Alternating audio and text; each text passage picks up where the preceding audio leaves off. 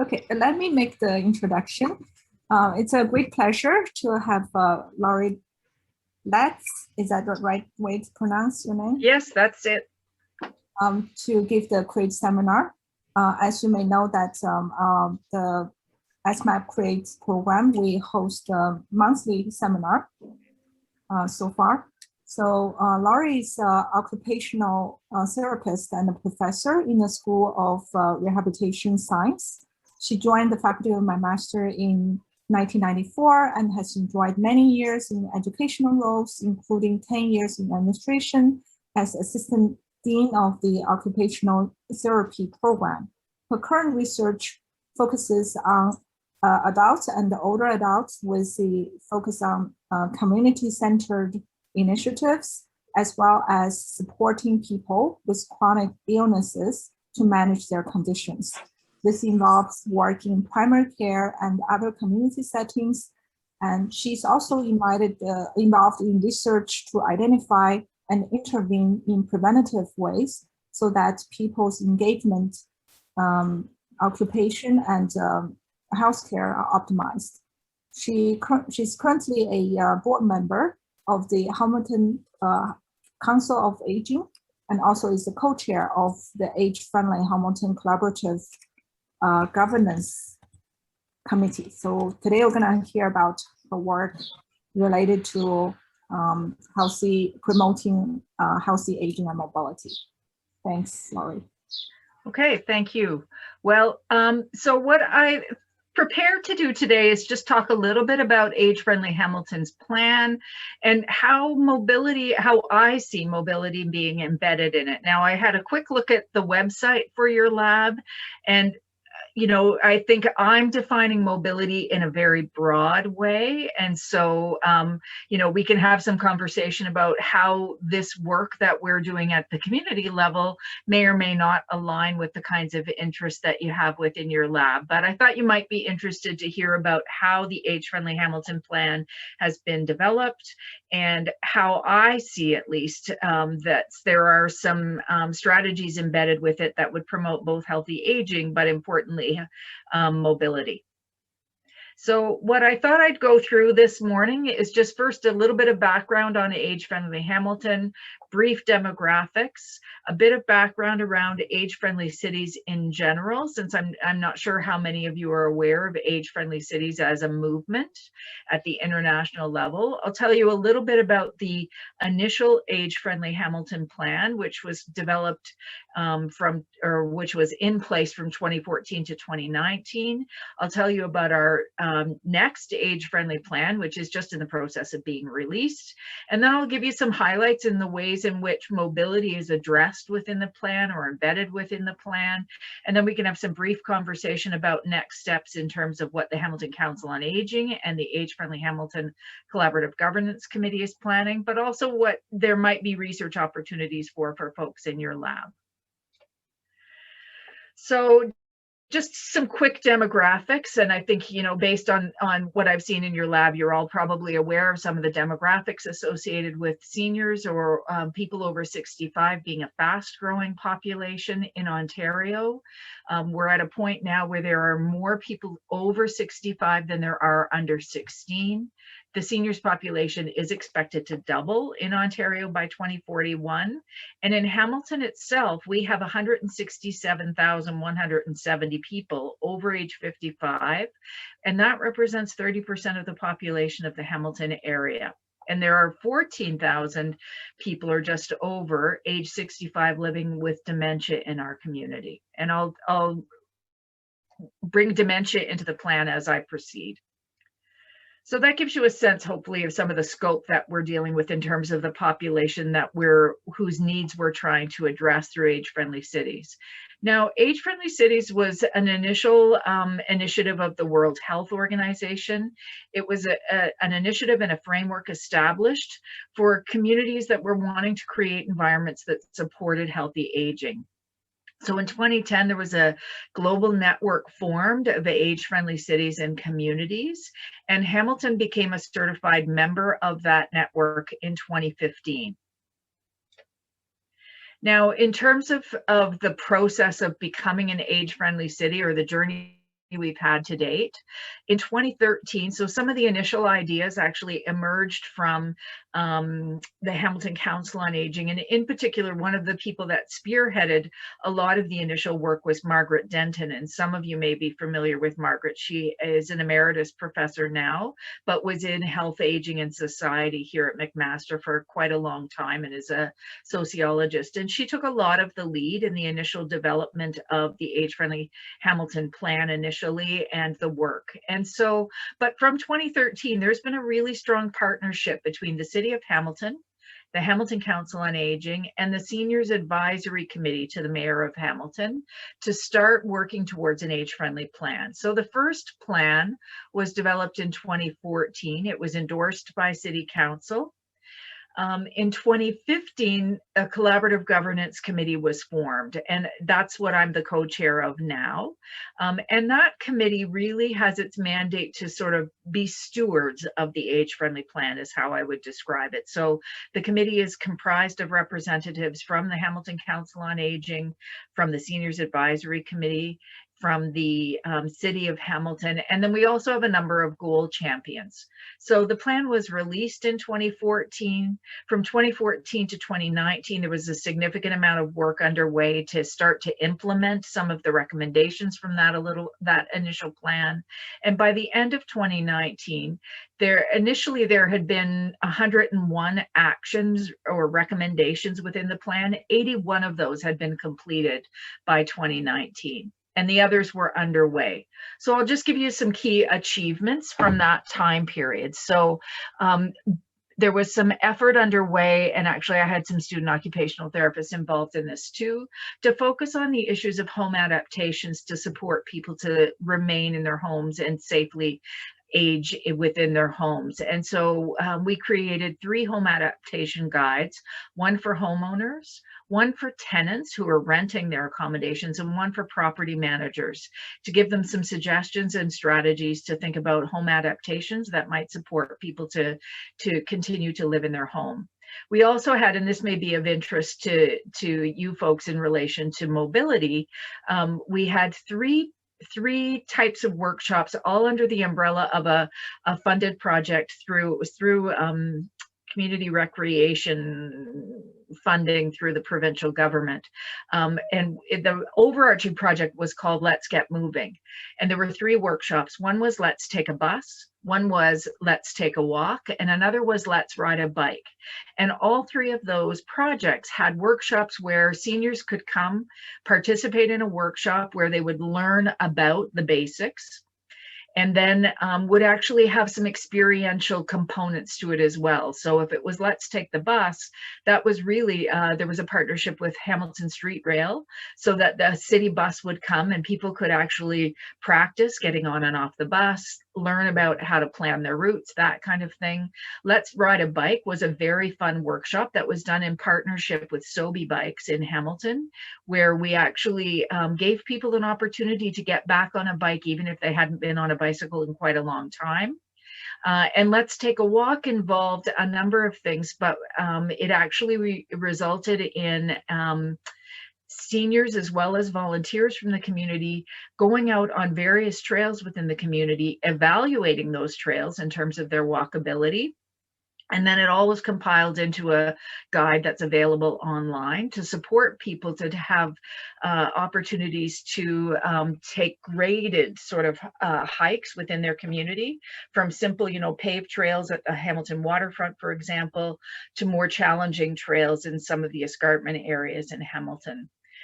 So that was one of the initiatives that came out of that initial plan. We also had some rework done on the City of Hamilton webpage to support seniors. We had some funding through Hamilton Council on Aging to address social isolation of older adults. And through that, over 1,300 people were connected to programs and services. The City of Hamilton developed a new recreation guide for people 55 plus. Senior Centers Without Walls is a more recent initiative, really prompted in large part by the pandemic and the need to reach out to more isolated seniors. There was a Portraits of Aging project aimed at lessening stereotypes and reducing stigma associated with aging. And then the Hamilton Senior of the Year Awards evolved over time as well. So that was the 2014 to 2019 plan. In preparation for our next plan, the Collaborative Governance Committee started a variety of consultations throughout 2018 and 2019.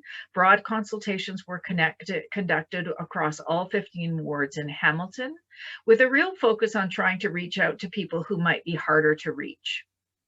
We got feedback from over 4,100 older adults and other stakeholders, and did a number of consultations, focus groups, surveys, community events, also did focus groups with service providers and the city staff. And at the same time all of that was happening, the Hamilton Council on Aging received funding from the Public Health Agency of Canada to conduct a project related to dementia-friendly communities. And this project is being undertaken as we speak. We're finished the first year, I believe. And it's in Hamilton and Haldimand, but has a real focus on ensuring that we concentrate not only on age-friendly, but also dementia-friendly communities. So in the case of Hamilton's age-friendly plan, we were able to partner with the dementia-friendly working group and some people living with dementia within the community to try to begin to embed dementia-friendly objectives within our age-friendly plan. So we believe we're one of the first communities to actually incorporate a dementia-friendly lens into our age-friendly plan. Now, like all activities over the past year, of course, you can't really talk about what we've been doing over the past year without acknowledging the impact of COVID-19 and the pandemic. So what I would say is initially the plan had been that we would have a 2020 age-friendly plan released.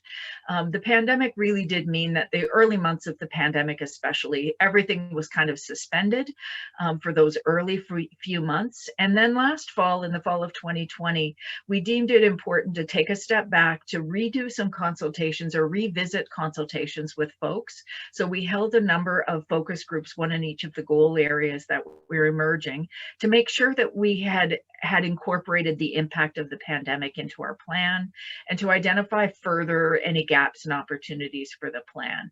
We also, though, recognize that since we're not out of the pandemic, even though I'm not sure what that means right now, one of the things that we have talked through is until we really are clear on the implications, it's challenging to make a plan that would last for 5 years. So we've also made a commitment that at the midpoint, we're going to revisit the plan in its entirety to make sure that the implications of COVID are well addressed within the plan.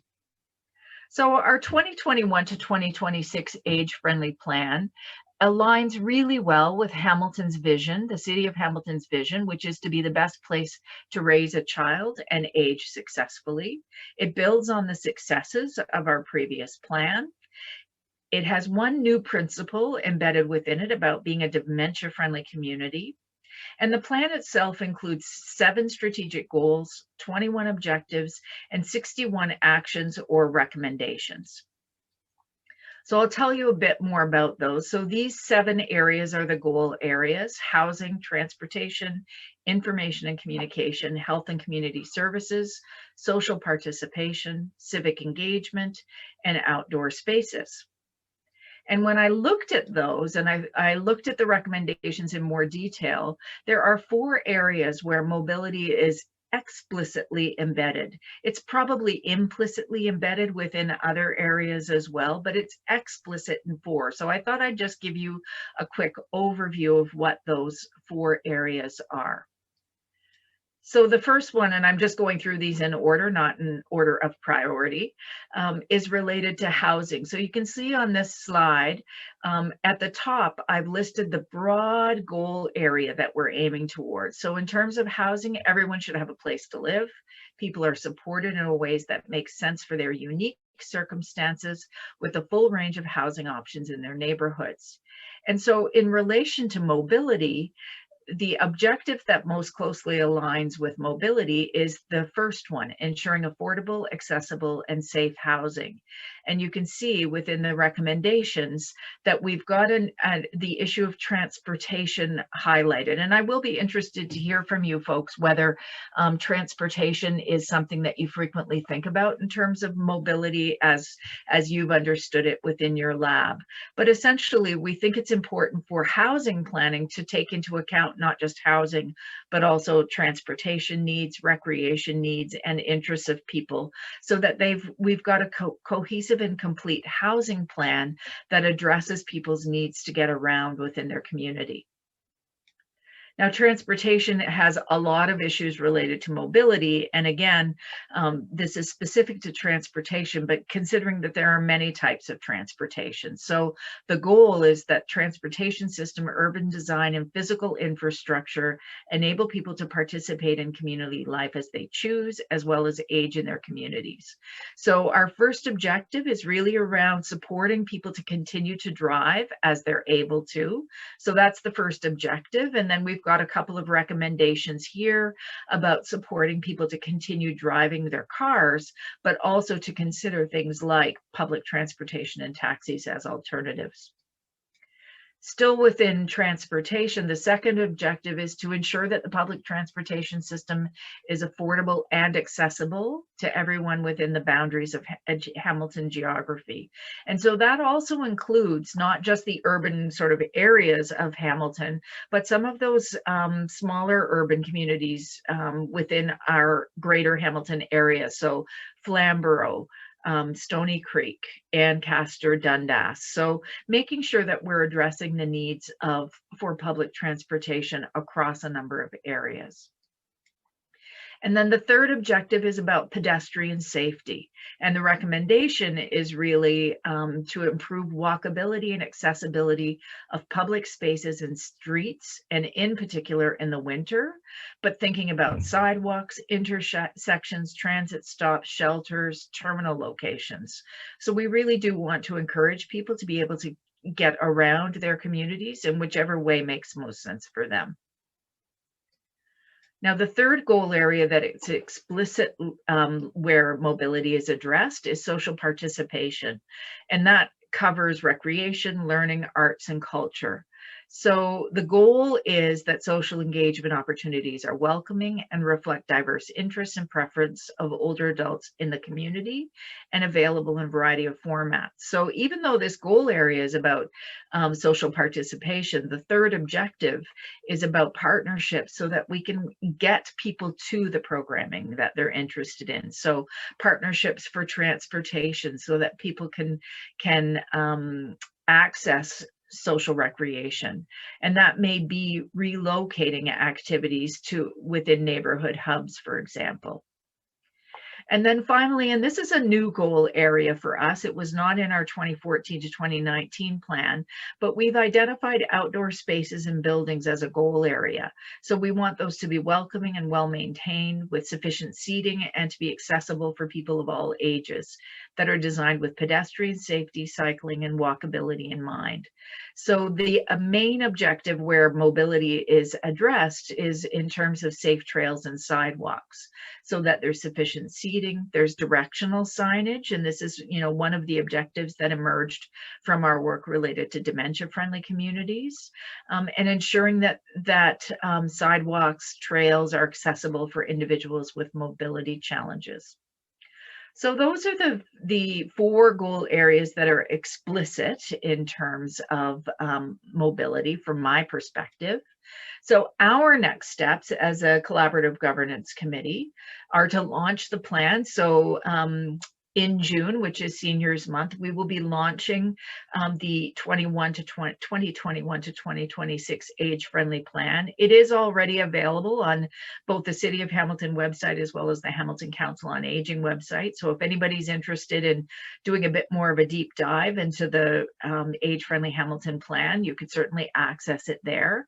But we want to launch it for older adults and community partners in June. We are in process of developing a comprehensive implementation as well as an evaluation plan for seeing some of the recommendations turn into actions. We are developing a cross-sectoral approach to implementation. So one of the things we're going to be doing is an environmental scan across many organizations and services that support older adults within Hamilton to identify what else is happening within the community. We'll plan to review the 2021 to 2026 plan at the midway point to look for gaps and opportunities, as I alluded to earlier in terms of COVID. And we'll be presenting annually to the broader community as well as City Council. So, then I gave a little bit of thought to where this might lead in terms of future research. And I think, what I would say is that our collaborative governance committee is keen to partner with any researchers who want to take on any components of the age-friendly plan.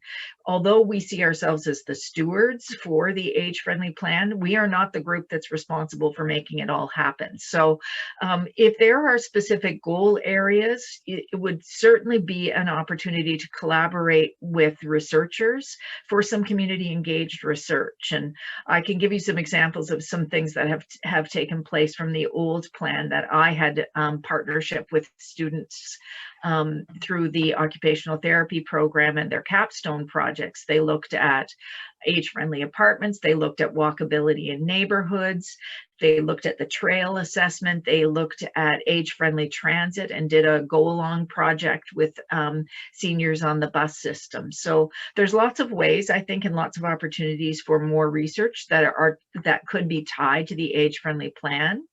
I think anybody who's doing research in relation to mobility within the Hamilton community or the greater Hamilton community, it would be wonderful if you could think about how your research contributes to the plan. And if you're interested, we're certainly interested in hearing from you. So the key contacts for the Age-Friendly Hamilton component are myself and Julie Richardson. We're the co-chairs for the Age-Friendly Hamilton Collaborative Governance Committee, and my email is here, and the website for Hamilton Council on Aging is there. Lisa Maychak is with the City of Hamilton, and she's the project manager for the City of Hamilton Age-Friendly Cities Initiative. So thank you, and I'm open for questions if anyone has questions for me about the way mobility is embedded within the plan. I think I'll go back to that slides just in case anybody wants the contact info. Thank you, Laurie. It's great to hear that the city has so many initiatives related to aging. So yeah, so anyone from the audience have any question, you can just unmute yourself and ask. I've got one. Hi, Laurie. Thanks for the presentation. One of the things I wanted to learn more about is whatever became of those initiatives around Let's Get Moving, and if there was there any evaluation, did people who learn to ride the bus more, or is there appetite to continue those interventions? That's a lot of questions. Yeah, I mean, I would say there are some products that were from those initiatives, Audrey, that are still available to people. So for example, there was a workshop manual developed for Let's Take the Bus.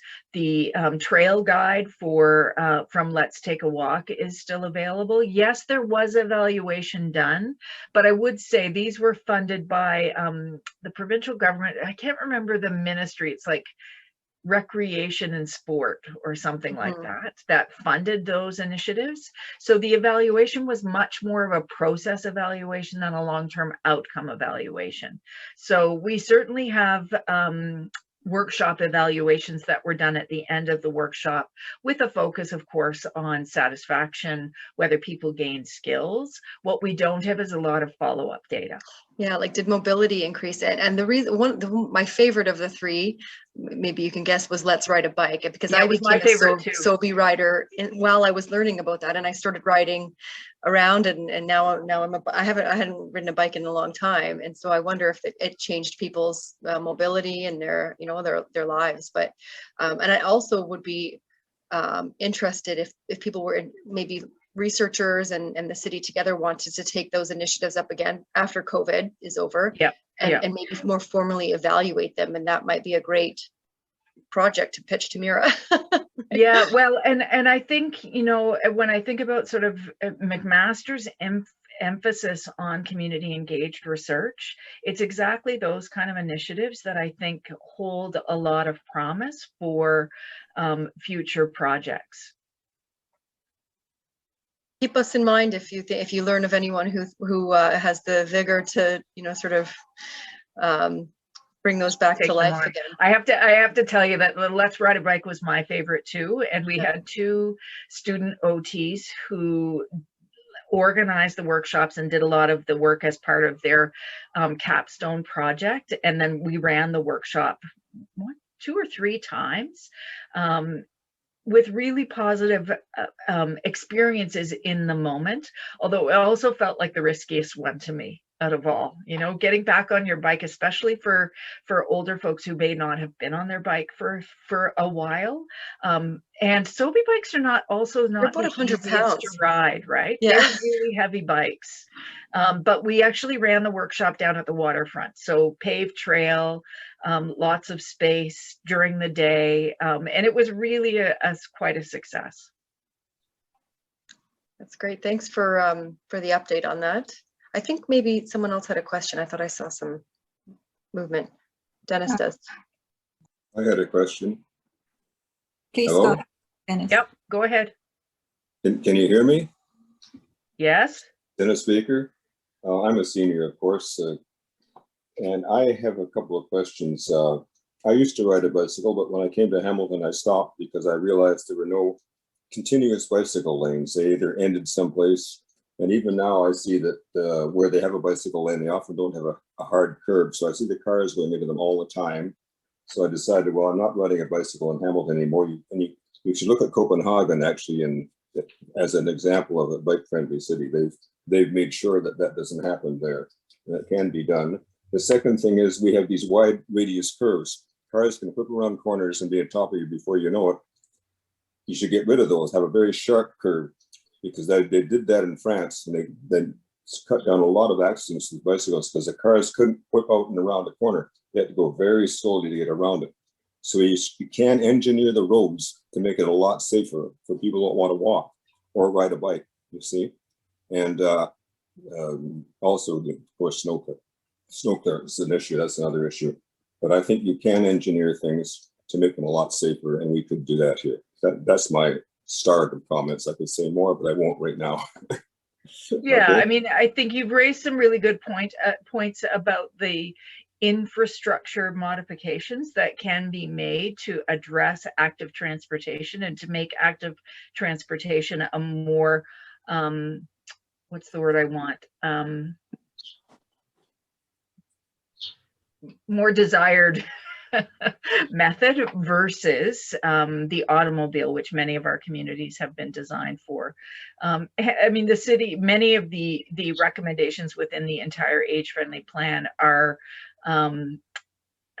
directed at or would require investment from the municipality and or higher levels of government. And so, you know, we are one group working towards trying to make the city more age friendly, and supporting mobility and active transportations is for sure one of the strategies.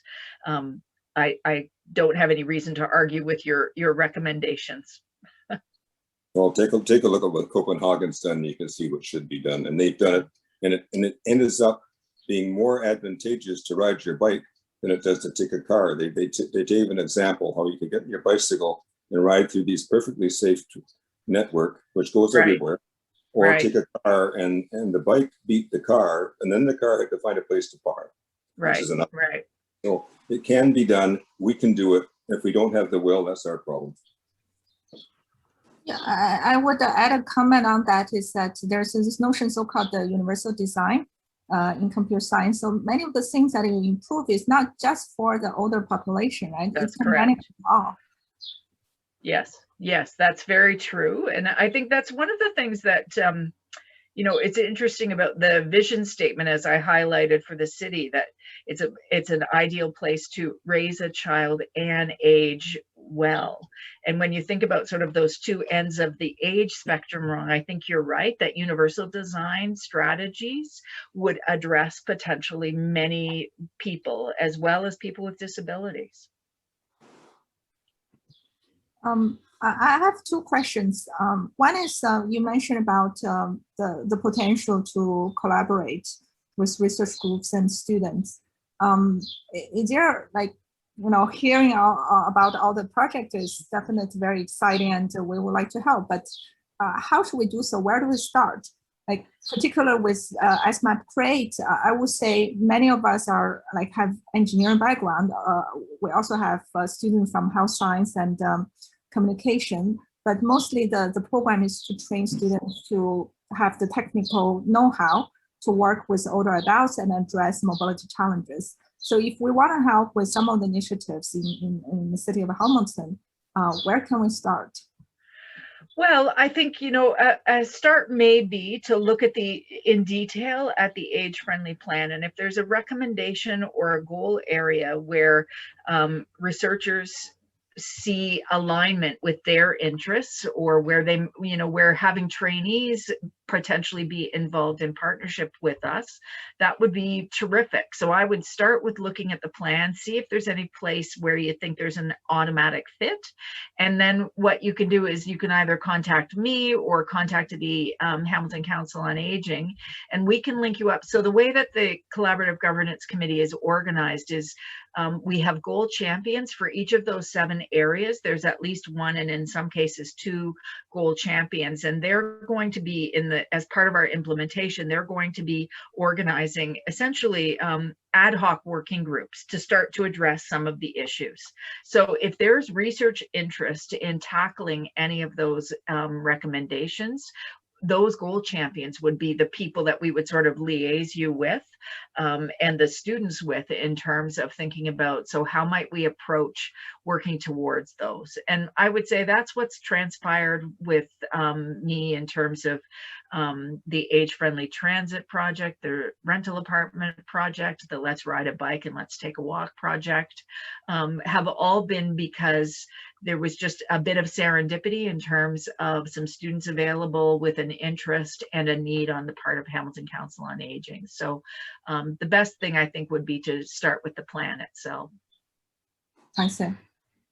Is there like, for instance, some kind of a compiled list? It's not so much of a call for proposal per se, but let's say you have specific technical problems you want to address.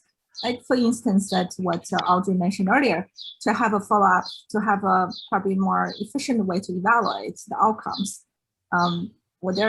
Will be some those type of things that we can look into? Yes, I would say there probably are at this point. I don't think we've got those technical questions named, but as we move forward in the coming year, as we start to organize our implementation working groups, it may be that we end up with some very technical questions that we could potentially come back to you folks with. Okay. Well, what about volunteer opportunity? One of the components of sMAP program is to embed students in a clinical or community setting, so they can have a firsthand understanding of the challenges. So is there any volunteer opportunity that your program can offer to students? There probably is. To be honest, we haven't gone there yet as a group, but there is so much that could and needs to be done to address age-friendly Hamilton's plan that I would suggest that,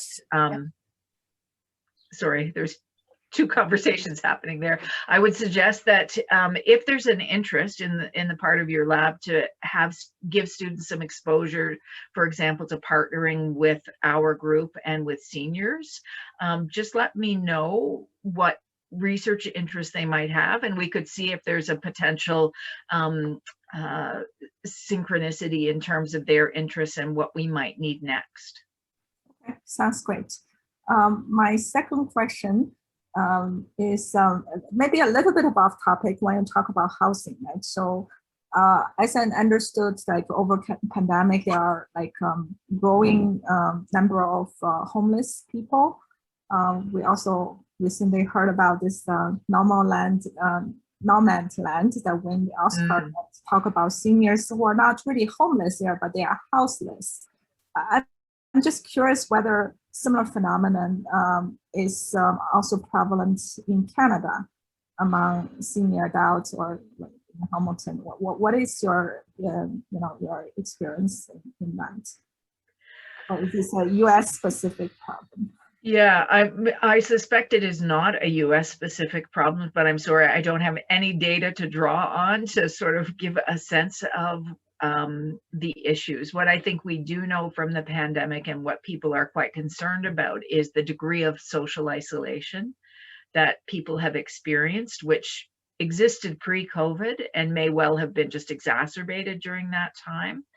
And I think, one of our ongoing concerns as a council on aging with things like what's it called? The Senior Center Without Walls, for example. I know I'm not saying it right. All of those virtual approaches. So when the City of Hamilton Recreation Department started the Senior Center Without Walls, it's telephone based. It's not Zoom based or internet based, because I think we do have to be very conscious of the digital divide. And that is one of the things that we've been very concerned about is are we reaching the folks who need supports the most? Just generally, like in the Hamilton Council on Aging, I'm talking about, not specific to the age-friendly plan, but are there people who were already isolated whose isolation is even more exacerbated? And of course, the challenge is when people are isolated, it's really difficult to reach out to them. And so I'm not sure I've really got an answer for your question wrong. I think it's an important consideration and one that we need to be tapping into. And I don't think the age-friendly plan is necessarily the mechanism to support everything, but that the issue of housing, I think, is important both in terms of being precariously housed, and then of course the other component of COVID has been long-term care. I see. Yeah, I do have another question, but I want to give other people the opportunity to ask their questions. I have one that's maybe building on that last point. So, this challenge of housing and bringing services to people makes me think of the Oasis initiative, which is something you've been involved in. Yes. And I was really interested here. I think I heard a great talk at a CFN conference the first time I heard about this, and then I learned that they were trying to launch it in Hamilton, and then COVID sort of got in the way. But can you speak to, so maybe tell everybody else about the Oasis bit? Sure. I don't know if they know, but how is that that sort of approach of bringing it to where people are, bringing services to where people are already at, being used more broadly? Is that a component of age-friendly cities that we should expect to see? Well, yeah, so I'll tell you a little bit about the Oasis program and some of the initiatives related to NORCs, and then I'll tie it back to age friendly. So yes, Oasis is an aging in place initiative that was started. Actually, the initial Oasis site is in Kingston in one apartment building, but the broader umbrella that Oasis fits under is really related to NORCs, which are naturally occurring retirement communities. So if you think about rental apartment building, but it doesn't have to be a rental apartment building. It could be a condominium. It could be a neighborhood of single family detached homes. But the idea of a NORC is that it's naturally occurring and that there's a high proportion of people within that area, whatever it is, who are over 65. And so we have a number of NORCs within Hamilton, the provincial government has attended to them to some extent. There's also been some really interesting research done out of Open Labs in Toronto over the course of the pandemic, trying to identify NORCs as a strategy to bring vaccinations for COVID to where people are, to address the needs of people who are over 65, who may be less able to access the technology to get vaccination appointments and might be able to be reached with door-to-door. So NORCs are an opportunity, I would say, to meet the needs of seniors because there's a higher density of people over 65 in the area. And OASIS is one initiative that's providing support services. So OASIS has a number of pillars within it: congregate meals, education, physical activity, social connection, and offered and delivered with support from some on-site support. But it's also designed to draw in community resources. So we've had a Hamilton site for OASIS with some funding from the provincial government. It started in 2018. Right now it's located in Stony Creek, in a 3-building, so there are 3 buildings side by side, and our partner for that has been Effort Trust. They've given us the in-kind use of their room, and one of the pieces around OASIS is also that it's meant to be member driven in terms of the activities. So there are regular members meetings, they contribute to so it's not just programming it's programming in partnership with seniors. So in terms of the age-friendly plan, what I would say is programs that are specifically targeted for naturally occurring retirement communities like OASIS really fit well into the idea of housing, because I think one of the issues is we know, and the pandemic has probably made this point even stronger for many people, that people do want to age wherever they are living. And they want to stay in their own homes and in their own communities. So the idea is that OASIS supports people to continue living in their own homes. There's actually some initial research that we're just finalizing the paper now, where we've actually compared data, health utilization data for the original OASIS site to some of our expansion sites to look at healthcare utilization, long-term care admission.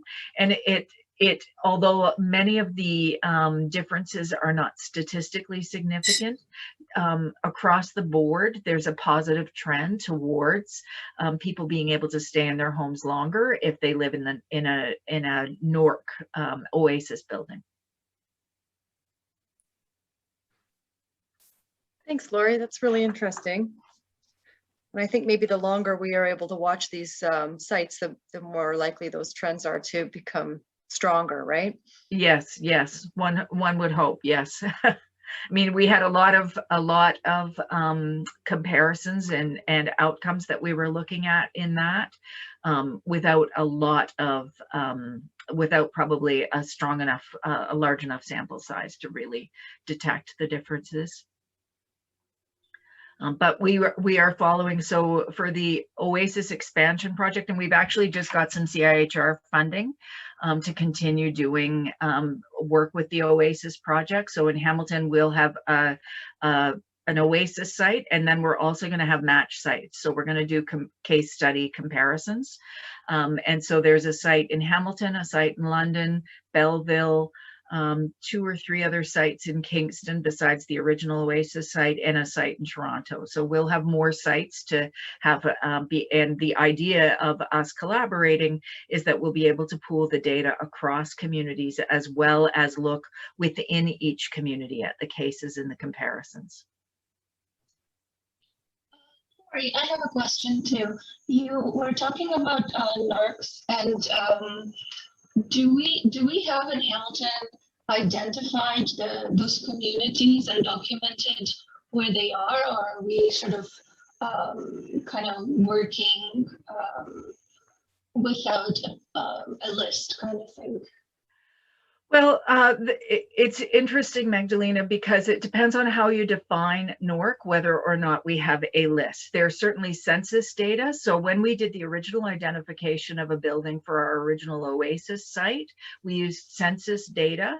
But at the same time, actually, the LIN, which is the Local Health Integration Network, which is no longer called the LIN, they were gathering data about identifying NORCs in Hamilton. So it's not only, from our perspective, in terms of location, it's not just the density that matters. It's also, there's some data using census data available that's based on a marginalization index, so that we can look at socioeconomic status and resources within that community. We've also, originally, we had data from the LIN that helped us look at how much community-based health services people were using, how many people from those neighborhoods or postal codes. We actually were using dissemination areas within the census. So within those dissemination areas, how many people were having emergency room visits. So we were looking at a variety of factors. And from the perspective of identifying a NORC, it's also for service delivery point of view, you also need to look at whether or not there's just enough people. So even if there's a building that has, 90% occupancy, or a geographic area with 90% occupancy, say, or 80% of people over 65, if there's only 50, for example, people total in that building, then that's not as much of a large enough group to offer services within that building. So you kind of have to do a bit of work. So is the data available? Yes, but it's not necessarily, there's not sort of a NORC website you can go to identify it. I mentioned earlier about Open Labs' work over the pandemic in terms of identifying NORCs. They actually used, I believe, ICES data, ICES, Institute of Clinical Evaluative Services, if I got that right. They use data from ICES, which really helps us identify health utilization and demographics. So I think the data is available. It just needs to be accessed and then analyzed. Thank you. Any other question? I'll stop sharing. I'm sure you don't need to see that anymore. I have another question. So can you speak a little bit more about the dementia-friendly related initiatives? Yeah, sure, I'd be happy to. So this is funding through Public Health Agency of Canada, and it's a 4-year project funded to the Hamilton Council on Aging. And it focuses on both Haldimand and Hamilton. So part of the initiative has been to really look at comparing, the issues and needs for people living with dementia in a more urban compared to a more rural community, Haldimand, and then also looking at what does it look like to start to work towards a dementia-friendly community in a municipality or in a community where there is an age-friendly plan compared to where there isn't. So Hamilton has an age-friendly plan. Now, the original work for the first year of the Dementia Friendly Community Project has been a lot of community networking and consultation. In the first year, and there is some information on the Hamilton Council on Aging website about it. I believe we did about 75 one-to-one interviews with both people living with dementia as well as their caregivers about their experiences of living with dementia in their communities and what their needs might be. And then we also did a broad online survey. It's been interesting because, of course, we've been doing this work almost exclusively during COVID. And so we haven't been able to do the face-to-face interviews or the focus groups that were part of the original work plan. So it's been primarily telephone and video based. But we have out of that initial work, both the interviews as well as the survey, there has been developed a What We Heard report. And out of that, there are actually leadership teams. So I think one of the themes that comes out loud and clear is how important it is to hear the voices of people living with dementia and their care partners, and to have them in the lead. So in fact, there are now 2 leadership teams forming, and those are led by and the membership is people who are living with dementia. And so those leadership teams will take the lead in terms of identifying what needs to change within each of the communities. And so if you're interested in that work, I can certainly link you up with the program manager. We have the same program manager for both the dementia friendly and the age friendly working group. Yeah, so that work is well underway, but they're just heading into the 2nd year where the leadership teams will be taking more of a lead role. So from what I heard, it's kind of still at the exploratory stage. Has the team identified like any low-hanging fruits that is likely to make the most impact, but with the least effort? That's a really good question. I think the leadership teams are still kind of in that initial forming stage. So I don't think they've quite got to the point where they've identified actions that they're going to undertake. That'll be in the next few months, I anticipate. I see. Yeah, I'll be interested to hear the development in that regards. Okay, so if there's no further question, let's thank Laurie again for the wonderful talk and discussion. I really hope that I can further involve you in the sMAP activities. We are going to have a public symposium in the summer, of course, unfortunately virtually. Right. We would have community stakeholders and research partners and students to interact on topics related to aging. Okay, well, I'll look forward to hearing from you at some point. Okay, thank you so much. Thank you, Laurie. Thank you. You're welcome. Thank you.